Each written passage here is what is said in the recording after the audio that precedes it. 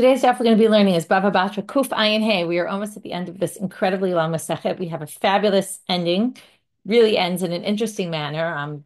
In general, today's daf is really fascinating.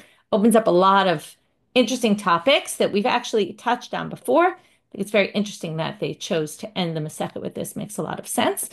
Without further introduction, we will get started. I'm going to put the study guide in the chat. There's a study guide for today. While I'm doing that, I will, sorry, let me just find it here. Okay. I will remind you that there's a Siyum tomorrow night, so please register. There's Siyumim around the country in Israel, and perhaps depending on where you live, there might be some going on also abroad. Check your local WhatsApp groups to see if something's going on. Please register for the Siyum. You have to register on your own to get your own Zoom link. Everybody has their own personal Zoom link, and it takes about a second. So just put in your name and email address, and you'll get your Zoom link right away. And Circle of Friends campaign is up. That's another. And there's so many announcements. There's new content going up for this Masechet. We'll have Daf Mishalahen in English. Told you there's also a new content in Hebrew called Sugya Tanav, Dr. Merav Tubal Kahana. The regulars, Gefet, all that will be going up as usual. And introduction of Ayelet Lipson will be also going up, hopefully later today, or if not by tomorrow. Hopefully it'll be up already by tomorrow morning. Okay, so there's no regular class tomorrow morning. And with that, we're getting started because we have a long daf. We're going to go a little farther than usual, as I mentioned. So if you don't manage to stay till the end of class, make sure to get to sort of towards the middle of Amud Aleph of Kufayim Vav, where it talks about the Arev again, the guarantor. Okay, let's get started. We ended yesterday with Rav Huna. I'm a Rav Huna. Shchib mera, sheikdish kol nechasav. We have a shchib mera who on the deathbed says all of my property is going to hekdesh. And then we say, afterwards, the person says, oh, wait, but I owe money to somebody. We take them seriously because we assume, and here we go back to something we've been discussing throughout the whole chapter about concern for cheating. Well, no one's going to cheat hekdesh, so they must be telling the truth. Okay, we're not worried that they're just saying it because they want to get out of giving the hekdesh everything they promised. People don't do that when it comes to hekdesh. To which Rav Nachman says, I'm not going to read this all inside because we read it yesterday, but Rav Nachman says, wait. So a person we assume is not going to cheat the hekdesh, but they'll cheat their children? Now, why would you think someone would cheat their children? We'll look at the halacha. The same exact halacha, if you compare it. Anyone on their deathbed is basically passing on all their property to their children. And if they say, Maneh leploni biyadi, I happen to owe money to someone, which means you're not going to inherit everything, right? Only if the person on their deathbed said, no tznim. Lo amar tznu ein no tznim. If they just say the words manel ploni biyadi, which was exactly what they said to the hekdesh, and we take them seriously and we take that money out of the estate before it goes to the hekdesh, because we assume the person's being honest, when it comes to the children, we're not sure the person's being honest. Why not? Why do we think the person, right, they're going to cheat their kids? We're not really worried they're going to cheat their kids, but, okay, now, the point is, if they don't say the word shnu, which is exactly what they said with the hekdesh, they just said manela ploni biadi, so I owe someone money, or someone has money in my possession, which means basically I owe them money. Well, what's the reason why we don't believe that statement? Because we have a reason to believe, and I love this again. We're going to see another one that's also my favorite sugyot, because what are we doing? We're going into the head of a person and thinking, and we're going to see this a lot today, and I don't think it's coincidental that this all appears again at the end of the Masechet. But we try to go into the head of the person. When we're talking about dinei mamonot, we're talking about relationships between people. We're talking about interactions. People and their interactions bring to it all sorts of things. And we want to think about, why did a person say it and maybe really didn't mean it? Well, Adam asui shelo lasbiet banav. There's this concept that people don't want their kids to look wealthy. So before they die, they want their kids not to look wealthy. So they say, oh, I owe a lot of money. And that way, if they have a lot of money, people will see, oh, well, they don't really have a lot of money, right? You might have a lot of money, but on paper, you don't really, because you owe this and you owe that and you owe that and you owe that. And you're not really that wealthy in the end anyway. What's the reason for this? Many people think it's ayin hara. Superstitious. They don't want people. Now, what's ayin hara, really? Ayin hara is if you have a lot or you have something good, people will look at you and they'll notice you. And once they notice you, that brings jealousy. And jealousy brings bad things are going to start happening to you. That's one approach. Another approach is He doesn't want people begging the children for loans, right? If you're wealthy, people are going to come begging for charity, begging for loans. He wants people to leave the children alone. So he wants to make it look like they're not so wealthy. Well, you could say the same thing, hachanami, starting with the top of our daf. Adama so shelo lasbiat atzmo. Now, for that same token, people also want to look not wealthy themselves, not just for their children. So, in the case where there's no children, because it's all going to hekdesh, and it's not like the children are going to inherit, it's also possible there the husband is just the father is just saying, basically, manele ploni biadi. He's just trying to make people think that the person's not so wealthy. Now, you might say he's dying. What does he care? Who knows? But could be the same issue.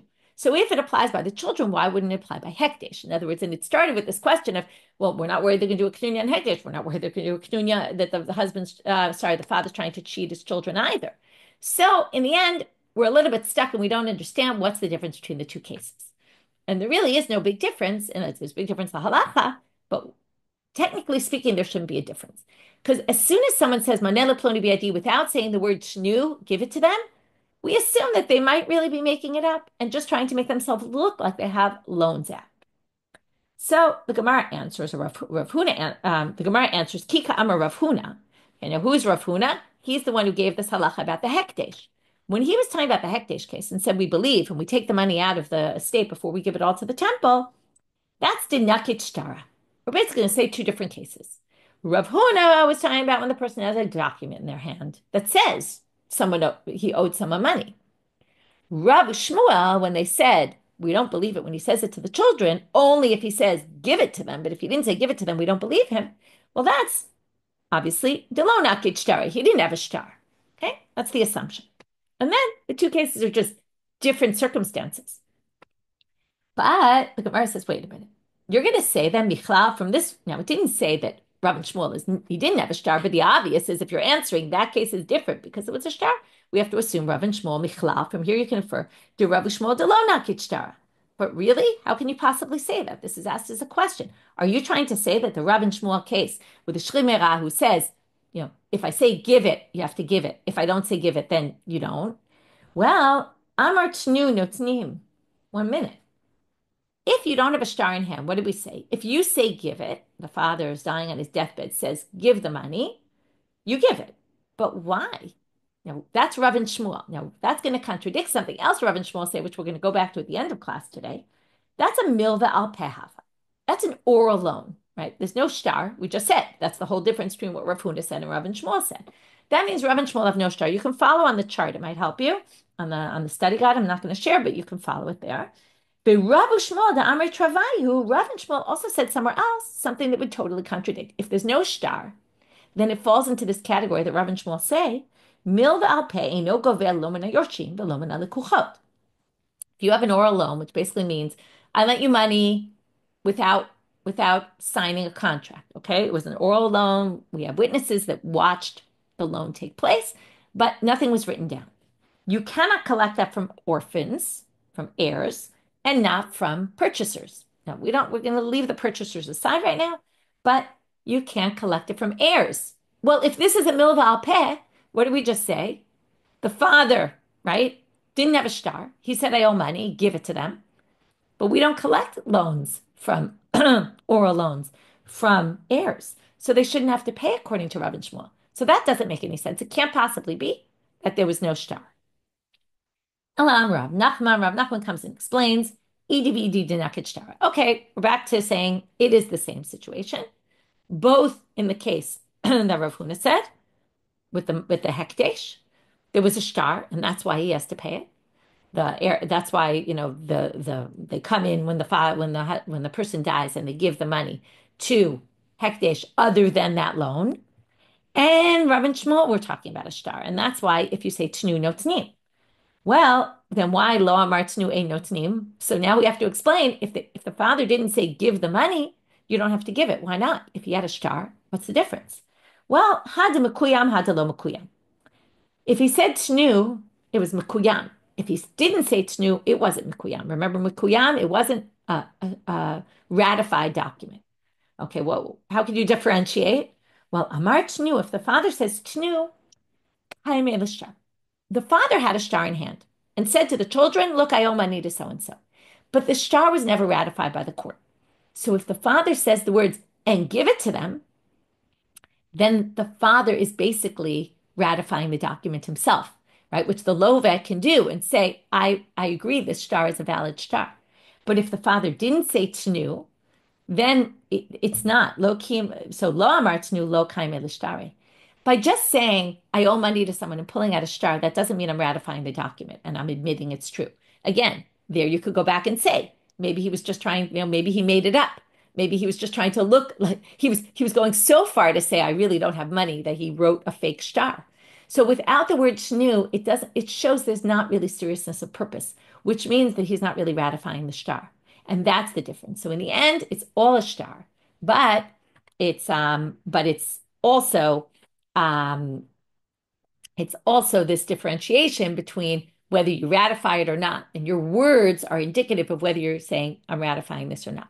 Okay, I see that people are saying the daf is not up, the study guide is not up. If it's not up, which by the way, I just remembered, I forgot to send out the Hebrew link. Okay. If it's not up, you can go on the Hebrew side if you want it, or I also put it in the chat. So if somebody wants to put it up in the chat, they can do that. Okay. So let's go on. Amar Rabba.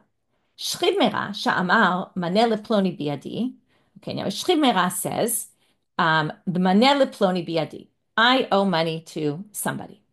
Ve'amru yitomim. Okay, so it's the same kind of case, but now we're going to go into a little bit of a variation of it and says the Yatomim said paranu. Okay, so the Shchimera said, I owe someone money. And then when the Shchimera dies, the children say, oh yeah, but we paid the person back. Okay, so now the question is, sorry, I'm looking down because I'm just also trying to send the link at the same time to the Hebrew. Sorry. Okay, so now the children say, we paranu, we paid this back. Now we have a question. What if he said, Tnuma, so ne'emanim, these orphans are believed. Okay, so now you have to pay close attention to the wording. We have wording, the first wording is, they said, maneh leploni biadi. This is the less convincing one, right? This is, okay, I haven't to owe someone money. Not so clear that the father really owes the money. And therefore, we don't know really therefore, we're not really sure what this all means yet. But if the Yatomim say paranu, we pay back, they're believed. Tnu maneh leploni, but if they say give this maneh to Ploni, if the father said that, and then the Yatomim said we paid it back, they're not believed. Now it seems to be saying if he has a very strong claim, then the children won't be believed. If he has a weaker claim, a weaker statement, then the children will be believed because it's easier to kind of whittle away at something weaker. So they say we paid, they'll be believed. But the Gemara says, what are you talking about? Klape laya. What Rabbi said, it should be the exact opposite. Klape laya means you've got it all wrong. It should be the opposite. Ipcha mistabra, the opposite rings true. Amar tnumane kevan de paska avuan lemilta ikalamema de pare. Specifically, when the father says, give the money, it's much more likely that the children actually paid the money. When the father makes a very clear directive, that's what we mean, paske lemilta, makes a very clear directive, it's very likely the children follow the directive. So if they say we pay back, it's much more logical that they actually pay back in that case. But maneh leploni biadi, kevan de lo pasak avuan lemilta, but if he just said, oh yeah, I happen to have $100 of someone in my possession, but didn't say go give it to the person, much less likely that they actually paid the money. And therefore, ikalamemar de lo pare. It's much more likely that they didn't pay the money back. So how could Rabbah have said the opposite? Ela itmar hachi itmar. So they say you're right. Rabbah probably didn't say that, and we're going to have to rework what Rabbah said. Shchib mera she'amar maneh leploni biadi, and now we're going to start changing it. In maneh leploni biadi case, it's not that the children said we paid it. It's that the children come now and say, Amru yatomim, chazal va'amar lanu abba parati. First, our father told us, right, first we have this evidence. The father said, I owe money to so-and-so. But when we go to basically say, oh yeah, people said your father said he owes money to this person, and the person comes and says, I want my money back. The children say, oh yeah, it's true, our father said that. But then later, our father said he paid the money back. Money. My time, why they believed. Id kure midkal. Now, again, remember, maneh leploni is much less of a directive, right? It's just saying, oh, I happen to owe money to someone. Didn't say go give the money back. Now, why didn't the father give the money back? Because, and again, try to imagine, this is what the rabbis are doing. They're trying to imagine a person on their deathbed, and they're trying to remember all these things that went on in their life that they still have to deal with, open issues. So they kind of remember that they owe money to someone, and also remember, their memory might not be working 100%. They remember they owe money, but they don't give a directive to their children to pay the money back. Why not? Because something in them is pulling them to think maybe I paid it back, maybe not. So first they said I owe so and so money, but didn't say go pay them. And then later, itkure mitkar means Dalet and Zion switch, right? It means I pitom I remembered. The father says, wait, I remembered now that I paid the person back. And that's why they left it open in the first place, because they were trying to rack their brains to remember, did I pay back or not? And therefore, we believe the children when the children say the father later said that he paid it. But if the father said, which is a very clear directive, I owe money and give the money, it's very unlikely the father actually paid the loan back. And therefore, they're not believed if they say our father told us he paid it back. If there was a chance the father had paid it back, there's no way he would have said, go give the money right now. Right? Whenever you're not sure of something, you don't say it definitively. And in the end, that's how they understand what Rabbah said. Okay, so let's just review what we're up to now, because we're going to get to a lot of topics. I don't know if we'll review at the end of Daf, so let's review until now.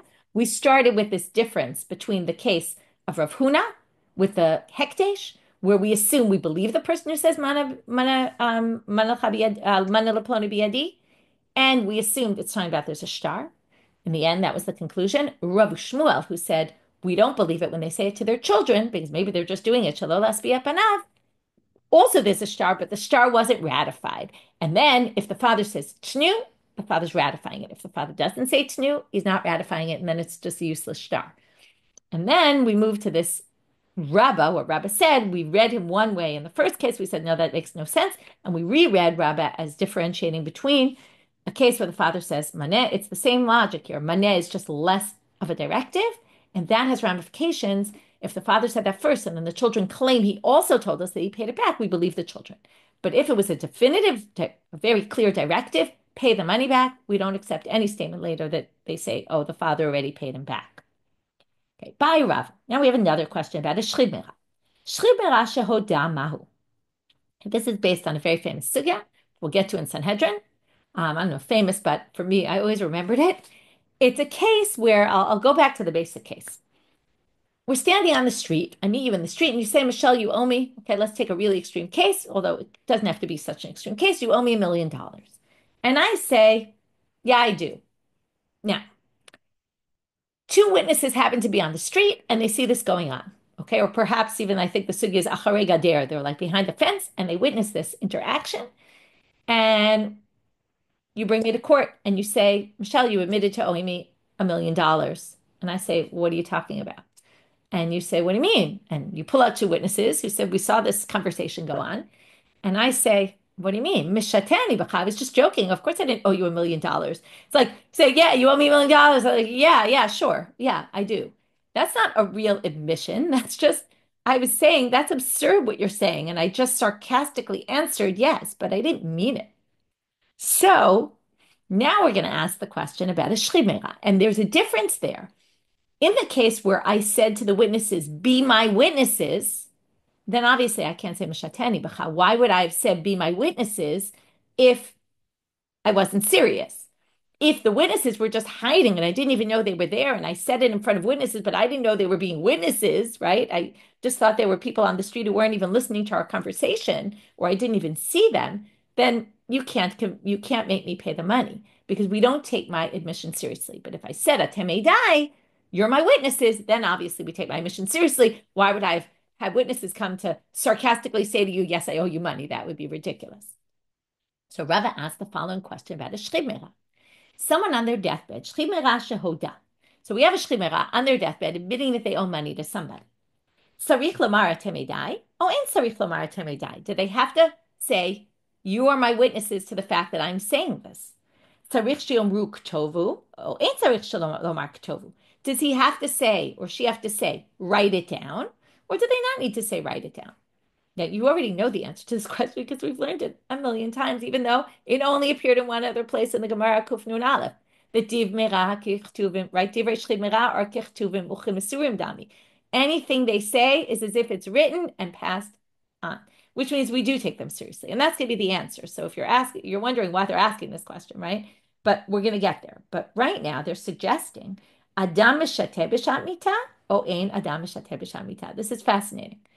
Are people sarcastic on their deathbed, basically? Would somebody say the following thing and not mean it? Or do we say, even if you might do that in your lifetime, you're not going to do it in the time of death? You're not going to say, oh, I owe someone money and not mean it. Okay, which really goes back to what we said in the beginning of the daf, right? He says, Manela Ploni, maybe he had an ulterior motive, right?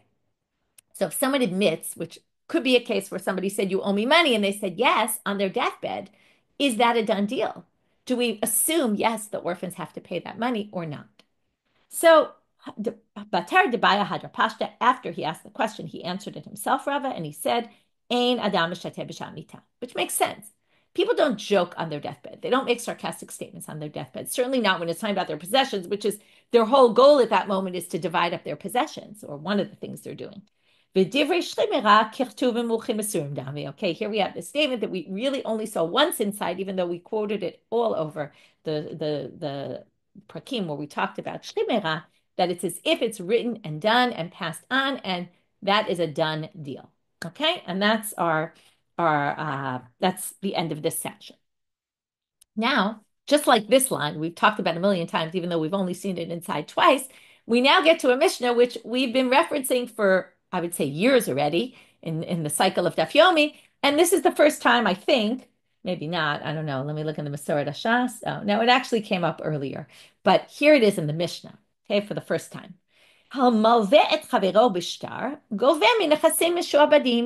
If you have a loan with a document, that means, so I'm a creditor, I can, with that document, I can go collect from lien property, meaning, as we've seen many times, I can go to, if you sold land that you had in your possession at the time of the loan, and then now I go to collect on the loan, and you don't have the land anymore, I can go to anyone who purchased the land from you and seize it from them. But al yedei edim, but if it was just witnesses who witnessed our loan take place, but it wasn't written down in any document,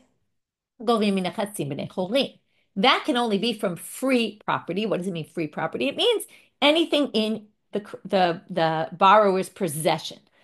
I can't go take anything that they sold to somebody else. And the usual answer we give for why this is, the usual explanation, is because if it's written in a document, it has a code.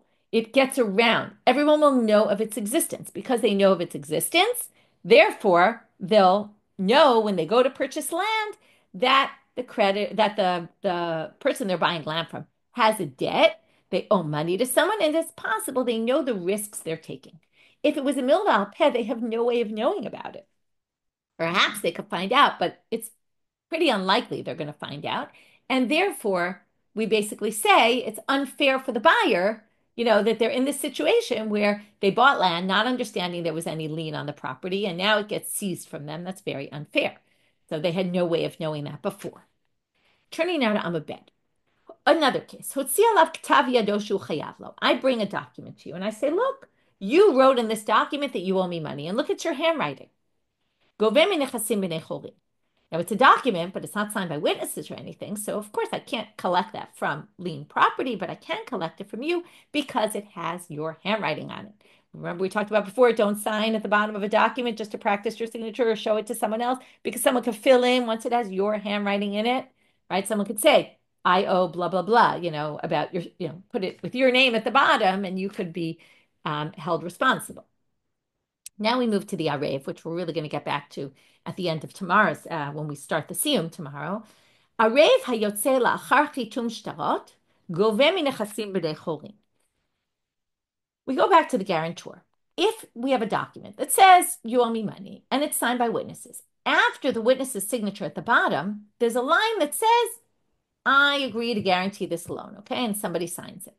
The guarantor signs it, but it's not signed by witnesses. The guarantor says, I will guarantee this loan. Now, that came after the document was signed. We don't know when he signed it. Right? We have no idea. Was it right then? Was it not right then? In any case, the witness's signature does not relate to that. So even though there's a document That's a written document, and the loan can be collected from lien property of the borrower because it's a lien because it's a document to halva'a ba'al peh.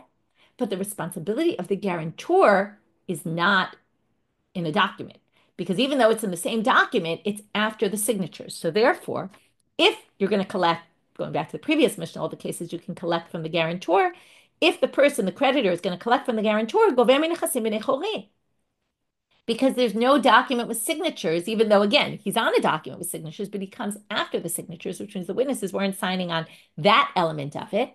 So you cannot collect from the guarantor from lien property, only from property in their possession.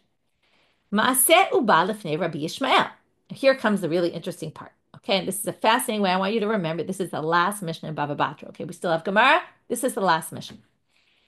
And remember that Bava Batra is really like a one big book with Bava Kama, Bava Metzia, Bava Batra. Okay, so this is the end of this gigantic Masechet Nezikin that we've been learning for a long time. Okay, here goes. Rabbi Yishmael brings a case. There was a case before him with an arev that was signed at the bottom after the kiyum shtara, after the signatures. The Amar goveh min nechasim b'nei chorim. Okay, Rabbi Yishmael does exactly what the Mishnah said. Amar lo ben nanas. Ben nanas now comes in. If you want to learn more about ben nanas, read up about it in flashback this week. Eino goveh lo min nechasim b'shuavadim v'lo min nechasim b'nei chorim. This arev that's signed at the bottom of that document, you cannot collect from him. Now this is weird. Didn't we say you can collect from an arev? He says you can't collect anything from this arev. Why not? Rabbi Yishmael doesn't know why not. Amar lo lama. He says, why not? Amar lo hare. Now again, just like earlier in the daf, Ben Nanas tries to get into the head of this arev. Why would someone guarantee a loan, and why wouldn't it be in the original document? So he says it must be that this arev came later in the game, or it could be, not even it must be. But remember, to collect money from someone, you have to have the burden of proof. Comes Ben Nanas and suggests perhaps this was the situation. Someone could be strangling someone in the shuk. Okay, I hope you've never had to deal with this, but you see it in movies all the time. Someone owes money, and the guy comes and starts strangling him and says, "Give me my money," and starts threatening him and is going to kill him or beat him up or whatever it might be. And his friend is walking on the street, sees the guy being his friend being strangled. Amarlo, and what does he do? What's your natural instinct? I'll take care of it for him. You have a problem with it? I'll deal with it. Amar lo hanachlo v'ani aten lecha. That's an arev. I'll guarantee the loan. Patur. But that arev is certainly, that's like a smachta almost, right? The person, or maybe it is a smachta, the person never really intended to pay the money. The person was just trying to save his friend's life. That's a different story. Shelo alamunato hilvau. The loan was not done. It's not like the Malva said, I'll lend you the money because someone guaranteed the loan. Like we talked about a guarantee on a mortgage. They won't give you the mortgage till the arev signs on the loan, right? But here, the loan was given, and that's why it's after chitum shtar. The loan was given anyway. And this person came later. Maybe they only came to save the person from murder, from, being beaten up. Ela, ezu arev shu chayav. So what would be a case of an arev that's chayav according to Ben Nanas? Exactly what we just said. Only if the person said, the arev comes in and says, loan him the money and I'll guarantee the loan. And then the loan happens. But if it happened after, which because it comes after the signatures, we assume it happened after, we can be concerned that maybe the person was just doing this because of, to save the friend. Here comes the big line. Now, I'll already give away a little bit that Rabbi Yishmael doesn't end up agreeing with Ben Nanas, okay? He sticks to his original opinion, even though Ben Nanas does have a convincing argument. However, Amar Rabbi Yishmael, הרוצה שיחכים יעסוק בדיני ממונות, שאין לך מקצוע בתורה יותר מהם, והן כמעיין הנובע. This is the last line of Bava Batra. And it's basically, you should have had it in the beginning maybe, but maybe you can't appreciate it till you get to the end. If you want to be wise, learn Dinei Mamonot. Because there's no miktzah in the Torah that's greater than them, because they're like a continuing stream that keeps going and going, right? That's a flowing stream. What does that mean? It means that it's constantly changing. And they're rethinking it. They're constantly, right, assessing. What's the situation? If this stuff didn't prove it, right? This is all about what we have to think about what right? Society norms change, and that affects dine mamonot. Dine mamonot is different from other areas of halacha. I mean, not that other areas of halacha don't change also, they also change. But here you see the greatness of the Torah because it's affected by all sorts of things and what people's behavior is like and how that affects things and what are our expectations of people's behavior. And this is really what it's all at. But it's not enough for what he says. Now here you have an amazing thing. Even though we disagree with Shimon ben Anas, he said, but he really, wow, he was very impressed with, I would say, Shimon ben Anas's creative thinking here and said, look at what he came up with. That's really smart. And whether I agree or disagree, I see greatness in him. And if you really want to learn and understand how to think about things, learn with Shimon ben Anas, and you should, stay in his sphere and you will learn a lot. Okay, it's a really interesting statement. We'll come back to this hopefully at the seal. Okay, let's continue because we have a lot to do today. Amar Ula. We're now going to get into a big debate, Ula and Rabbah, about whether, okay, we're going to see now what the Torah law is and what the rabbis changed about liened property. And for this, there's going to be a gefet that's going to go up. I'm not sure if it will go up today or tomorrow, but about this machloket between them, which is really based on shibud de oraita or lav de oraita, is this concept. And again, it's a concept we've been discussing so many times. It's a very basic machloket. By Torah law, is there such a thing as liened property? Is property liened to a loan by Torah law? Or is it all rabbinic? So we're going to have two extremes, okay? Ula says, Amar Ula, Dvar Torah. According to Torah law, we're going to have something by Torah law, and then the rabbis change something. And again, this shows the greatness of the rabbis. If you go back to what the Mishnah was talking about, the rabbis are willing to change Torah law because they see the bigger picture, and they see a need to make a correction in society. And we'll see that all now. So Ula's approach is like this. By Torah law, Dvar Torah. We're going back to the beginning of the Mishnah, where you said, a milva b'shtar you can collect from liened property, a milva al peh, an oral one, you cannot. Comes Ula and says, by Torah law, you can actually collect both from liened property. My taima, shibud de deoraita, because the shibud is deoraita. The lien is a Torah law. But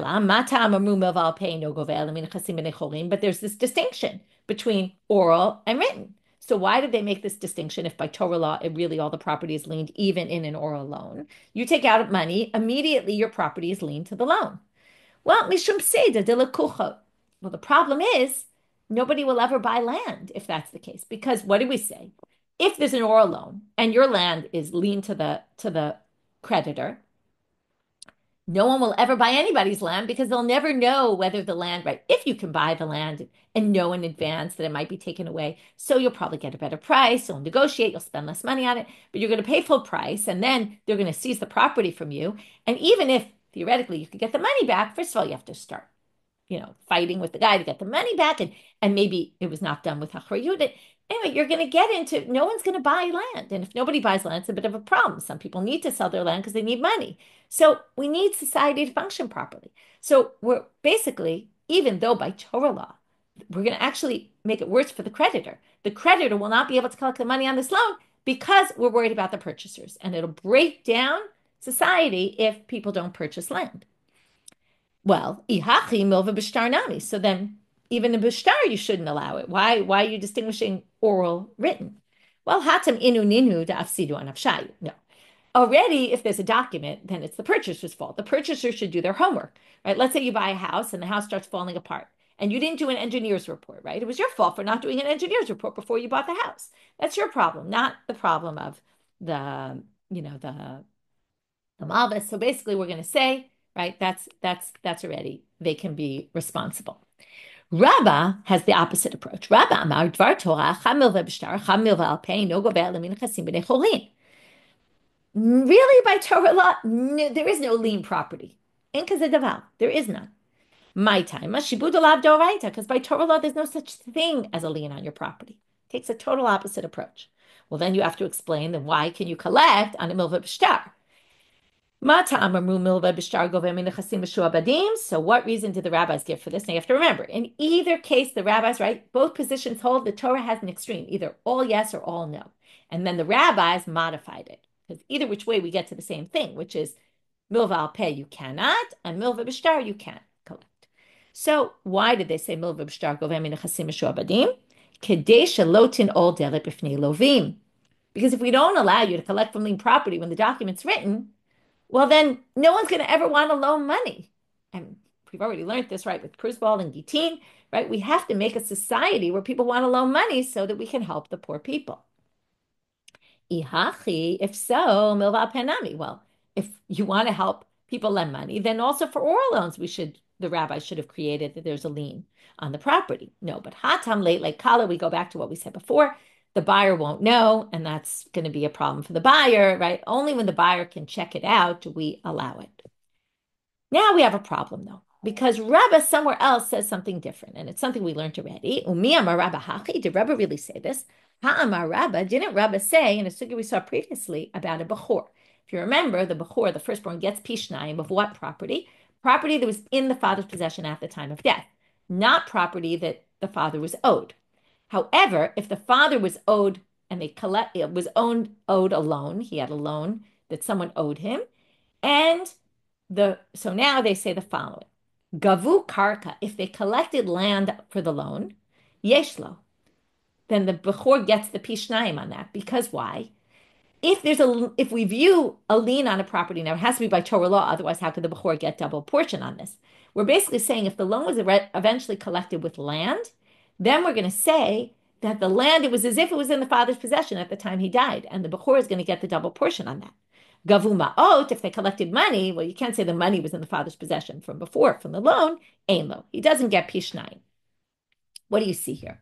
By Torah law, the land was liened already because we view it as if it was in the father's possession at the time of death, even though it wasn't. So that shows shibud d'oraita according to Rabbah. That's what Rabbah said. Now, the easiest way to say this, and the Gemara is going to introduce this as, if you want to say this, no, you can't. If you want to say ipuch de Rabba le'ula de'ula de Rabba, let's just switch their positions, and then Rabba will match Rabba because he has the position of Ula. We've done this many times, but you can't do that because Ula also made a statement somewhere else, which shows that he thinks shibud's d'oraita. What did he say? Ha'amar Ula dvar Torah ba'al chov dinei b'ziburit.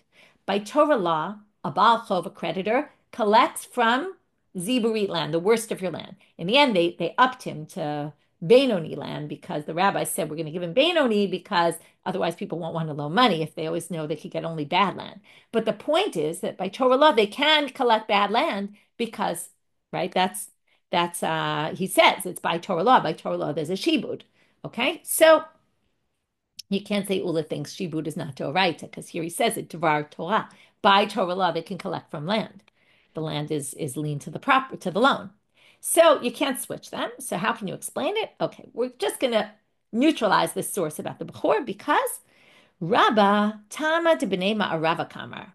Well, that statement was broad. It said it there, Shalchu Mitam. They sent it from Israel. Okay, if you didn't read Shuli's last week's article about Israel and Babylonia, you can read that again now.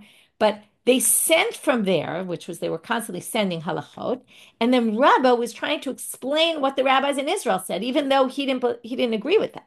Okay, but Leilo Sphirale, he himself doesn't hold that way, but he was just trying to explain somebody else. Okay, that's also respectful debate means, right, you try to explain even opinions that you don't agree with.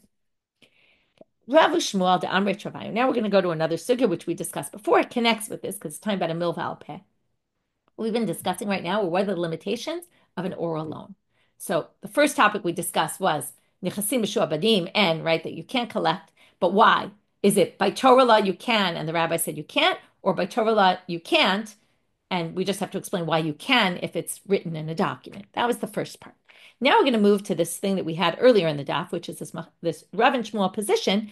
Milva al pei no gove lomana yorshim velomana lekuchot. If you have an oral loan, you can't collect it from heirs, and you can't collect it from purchasers. Okay, the purchasers we get, that's what we talked about, because the purchasers won't know. What about from the orphans?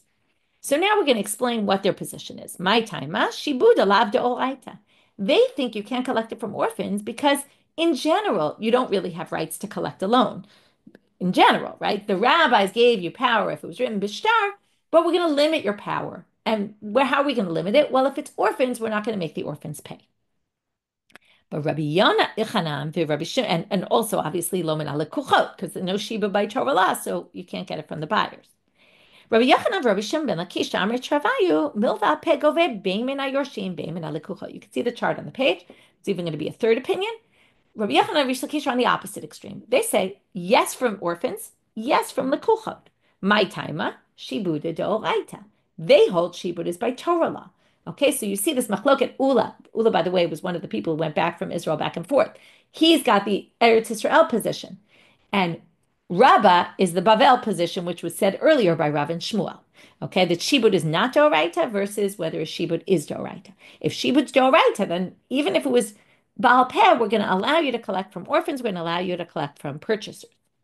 Now we're going to bring a difficulty on Rav and Shmuel, who said you cannot collect. Meitibay. And very fascinating. We're ending this long Masechet of Bava Kama, Bava Metzia, Bava Batra with a sugya about bor and shor, which was the very first Mishnah of Bava Kama. Hachofer bor bereshut harabim. V'nafal alav shor v'harago. We have a bit of a crazy case. Someone's digging a pit in the middle of Reshut Harabim. Let's just call him Joe. Joe is digging a pit, and he's in the pit, maybe even digging. And while he digs his pit in the public domain, which is obviously forbidden because it's creating a stumbling block, so Jane's shore comes by, falls on top of Joe, and kills Joe. Okay, so Joe, who dug the bore, now gets killed in his own bore by Jane's shore.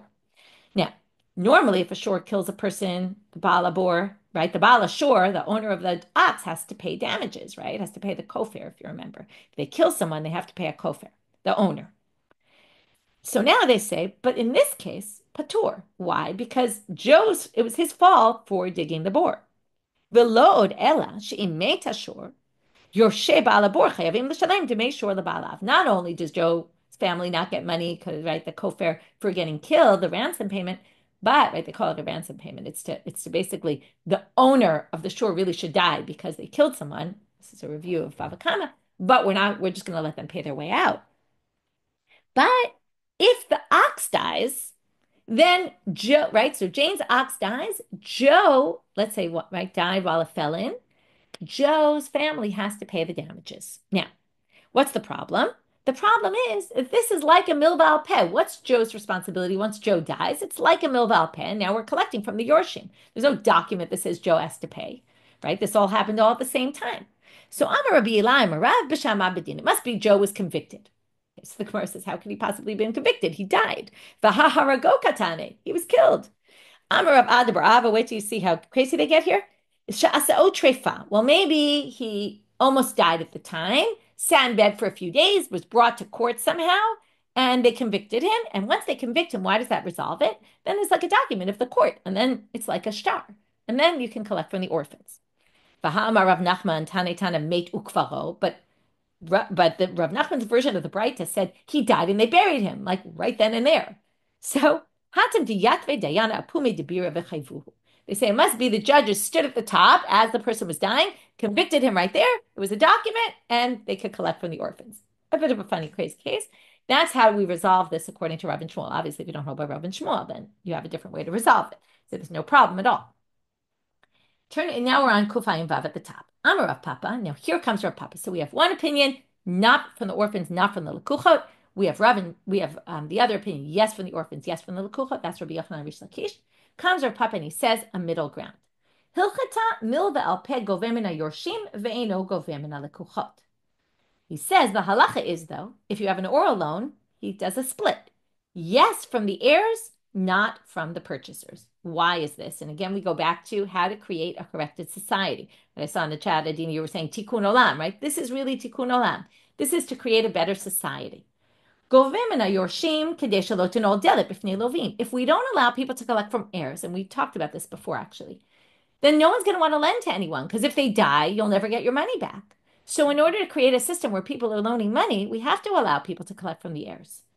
And no govemina lekuchot lekala. And no one's going to buy land, right? If they have no way of finding out when they buy land what kind of liens there are on the property, they'll never buy land. And that's also not a good thing. So in order to create a better society, we have to, right? And in this case, we're not even talking about, I mean, I guess better is people loan money, like people do nice things. Buying is not exactly a nice thing to do, but it's just to create a society where society works. People need to sell, and in order to do that, people need to buy.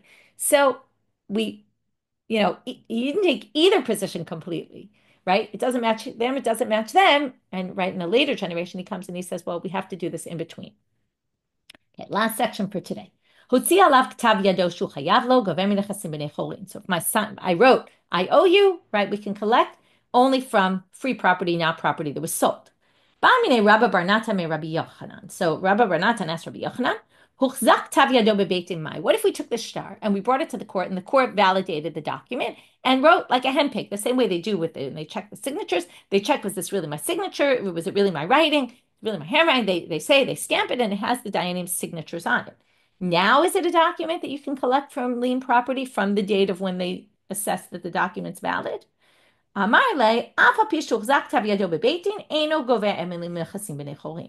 we don't. Okay. And this is really the question. I mean, he answers it, and we're going to have a difficulty with it. But basically, they want to understand, does that document create a shibud or not? Right? It's not actually the document of the loan, but it is a document saying this is a loan. It would become public at that point, and theoretically, you could say maybe it does. So that's the question. And they say no, it doesn't. Rabbi Yochanan answers it doesn't work. Mativ Rami Bar Chama. Rami Bar Chama throws a Mishnah from Gitin at this and says, but this Mishnah seems to raise a problem. And then we'll end with, no, it's not the same thing. Shlosha Gitim Psulim. The beginning is a little bit less important for us, but we'll read it anyway. There's 3 types of gets that are disqualified, but they're not fully disqualified, which means in Nisait, if the woman gets married based on this and has a child, Havlad Kasher, the child normally would be a mamzer if she doesn't have a get. Since she has a get, but the get has a problem with it, well, we're going to at least b'diavad, if you're already married and with a child, we won't call the child a mamzer. Ve'eluhen, what is this? Katav b'ktav yado. This is because all these are requirements by rabbinic law. Katav b'ktav yado ve'en alav edim. It's written in the handwriting of the husband, but there's no witnesses. Yesh alav edim ve'en bozman. It has witnesses, but there's no date. Yesh bozman ve'en bo ela ed echad. It has a date, but there's only one witness. So again, these are disqualified by rabbinic law, but by Torah law, they actually, right, we're going to say they're valid, and that's why the vlad's not a mamzer. Rabbi Elazar Omer, here comes the big deal.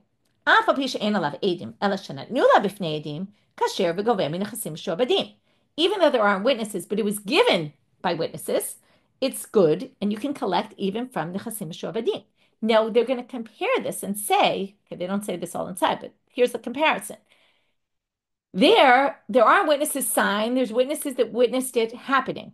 Just like in our case, there aren't witnesses signed, but there's witnesses who signed saying the original document was valid. So we now have witnesses, which is the court who validated it. There we have witnesses who saw the get being given. This is the famous Edem Mesira Karte, right? That Rabbi Elazar doesn't think you need the witnesses signed in the get. He thinks what's important are the witnesses that saw the transaction happen, right? The get being given. By the way, and it says, right, Govem Nechasim Mishuabadim, he's not talking about a get, he's talking about a shtar, a document that was written in this way, right? Because he holds Edem Mesira in also regular documents, okay? You can collect a loan from Nechasim Mishuabadim as long as it was given with witnesses. So now they say, Shane Hatam, that's different. Either Bishat, Mishat, it doesn't really matter so much, but the Bach changed it. Bishat Ktiva, Hu Deshia Beid Nafshe. With the get case, the person wrote it down, didn't have witnesses, but the whole intent was to give it with witnesses. That's why you can collect from the Nechasim Mishuabadim. Our case was a loan that was given without witnesses. I just wrote, I owe you money, and it was done from the beginning not to be with witnesses. And that's why even when the Dayanim sign after, it doesn't matter, because the loan from the start was not given to be a loan and a shtar. So even though there's a shtar later, that doesn't mean that the property is liened. Okay, so that's it for our daf. Let's go through very quickly because I know it's late.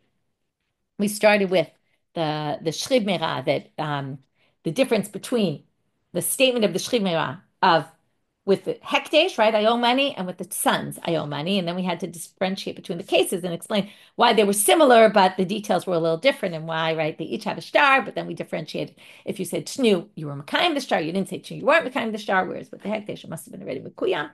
Then we had the children saying, our father said he gave back the loan, right? In which case do we believe? Again, differentiating between Manela Ploni Biadi and Tnu, right? Give the money. Give is a much stronger language.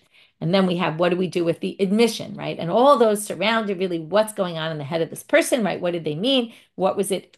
How did their words reflect what is actually going on in their head? Okay, and not only what the words, but the situation. They're on their deathbed. They're probably not making a joke, whereas on the street they might be making a joke. Okay, and that was where we ended that section. Then we get to the difference between a milva b'shtar and milva al peh. In the Gemara, we jumped off into this difference between the by Torah law. Is by Torah law there's shibud, or is by Torah law no shibud? And then we had this other machloket, which was about can you collect a milva al peh from orphans and from purchasers? And then we had Rav Papa, who took this in-between position of all of that. With that, we'll finish for today. And I will see you all at the Siyum. Looking forward, and have a good day, everybody.